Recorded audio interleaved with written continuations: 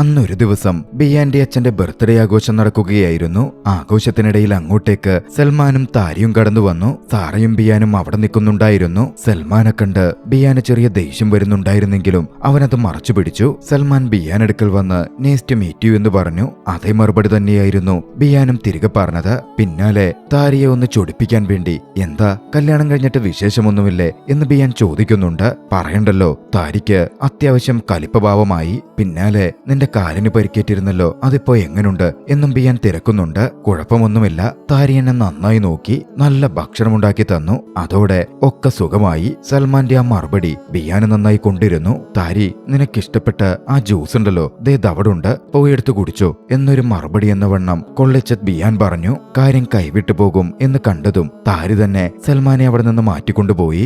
ഈ സമയത്താണ് അക്സയുടെ അടുക്കൽ നിന്ന് കിനാനൊരു മെസ്സേജ് വരുന്നത്. താൻ പുറത്തുണ്ടെന്നും നിന്റെ വാപ്പയ്ക്കൊരു ഗിഫ്റ്റുമായി വന്നതാണെന്നും പുറത്തു വന്നാൽ അത് തരാമെന്നും എന്നെ കണ്ടാൽ അദ്ദേഹത്തിന് ഇഷ്ടപ്പെട്ടില്ലെങ്കിലോ എന്നും അക്സ അയച്ചിരുന്നു. കിനാൻ പുറത്തേക്ക് ചെന്ന് അക്സയെ കണ്ടു. അക്സ ഗിഫ്റ്റ് കിനാന് കൈമാറി സംസാരിച്ചിരിക്കാൻ തുടങ്ങി. പെട്ടെന്നായിരുന്നു അങ്ങോട്ടേക്ക് കിനാന്റെ വാപ്പ കടന്നു വന്നത്. വാപ്പയുടെ കണ്ണിൽപ്പെടാതിരിക്കാൻ അക്സ മറഞ്ഞിരുന്നു. പിറ്റേന്ന് പുലർച്ചെ താരി ഉറക്കത്തിൽ നിന്നുണർന്നപ്പോ പ്രയറിനു വേണ്ടി വിളിക്കാൻ സൽമാൻ പുറത്ത് കാത്തുനിൽക്കുന്നുണ്ടായിരുന്നു.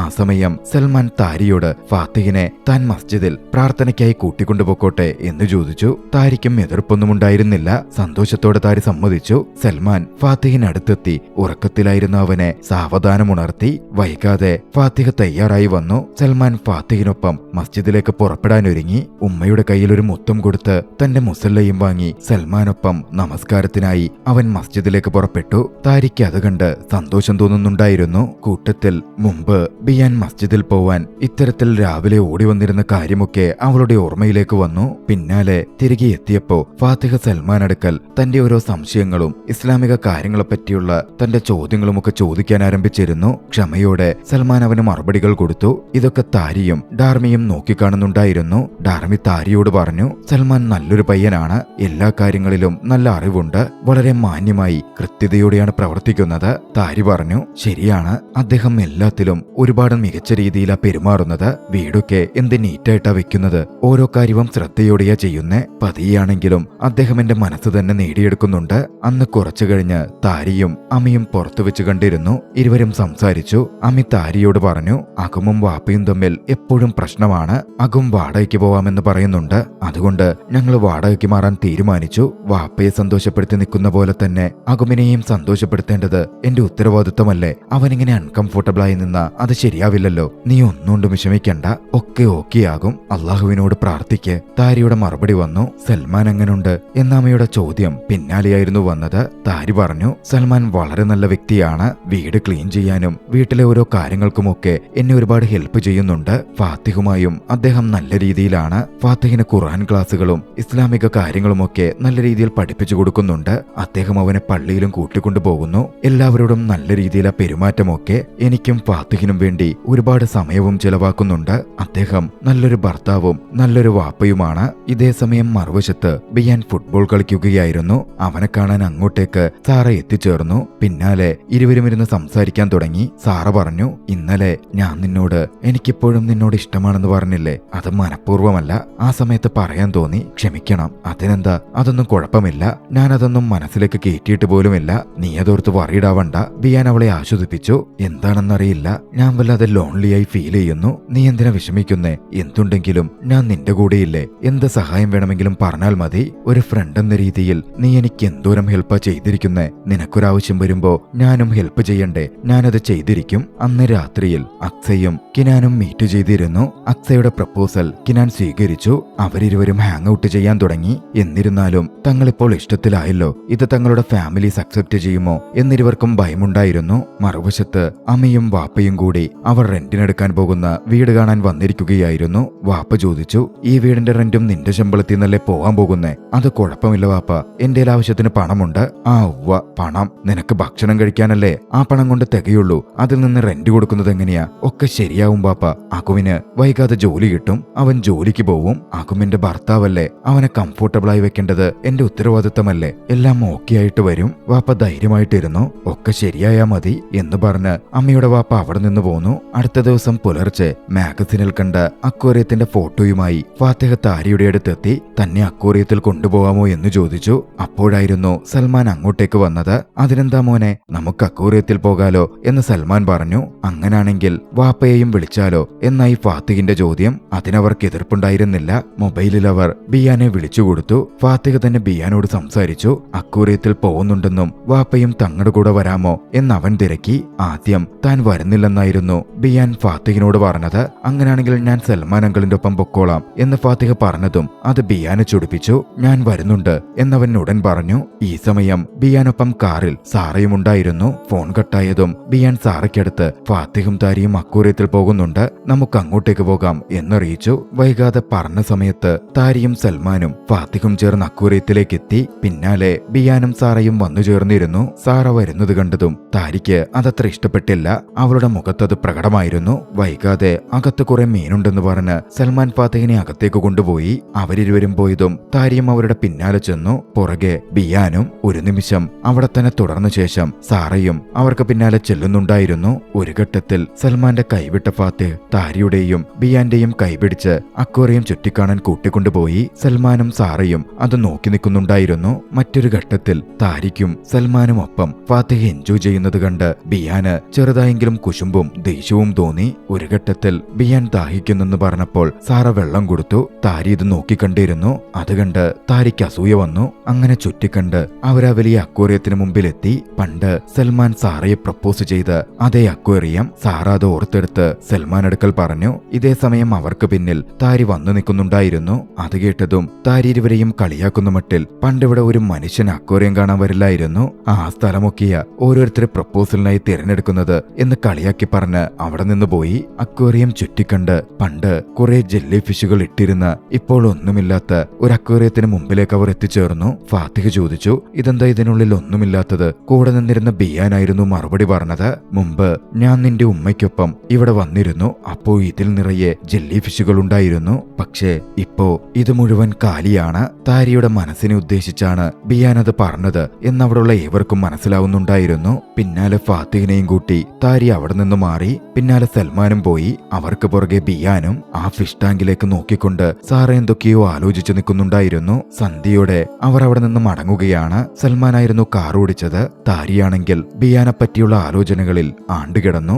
ആ ആലോചനയിൽ എപ്പോഴോ അവൾ ഉറങ്ങിപ്പോയിരുന്നു. വീട്ടിലെത്തിയപ്പോ സൽമാൻ താരിയെ ഉണർത്താൻ അടുത്തേക്ക് ചെന്ന് വിളിച്ചു. കണ്ണു തുറന്ന താരി സൽമാനെ അത്ര അടുത്ത് കണ്ടതും ഒരു ഞെട്ടലോടെ ചാടി എഴുന്നേൽക്കുന്നുണ്ട്. ഇതേ സമയം മറുവശത്ത് അമ്മയും അകുമും തമ്മിൽ ഒരു പ്രശ്നം അരങ്ങേറുകയായിരുന്നു. അകുമിനായി അമ്മയൊരു ജോലി നോക്കി വെച്ചിരുന്നു. അകുമിന് പക്ഷേ അത് തീരെ ഇഷ്ടപ്പെട്ടില്ല. എനിക്ക് വേണ്ട ജോലി ഞാൻ കണ്ടെത്തിക്കോളാം, നിന്റെ സഹായമൊന്നും വേണ്ട, അകും ദേഷ്യത്തിൽ പറഞ്ഞ് അവിടെ നിന്ന് അകത്തേക്ക് പോയി. അമ്മയാണെങ്കിൽ ദുഃഖത്തോടെ ഇരിക്കുന്നുണ്ടായിരുന്നു.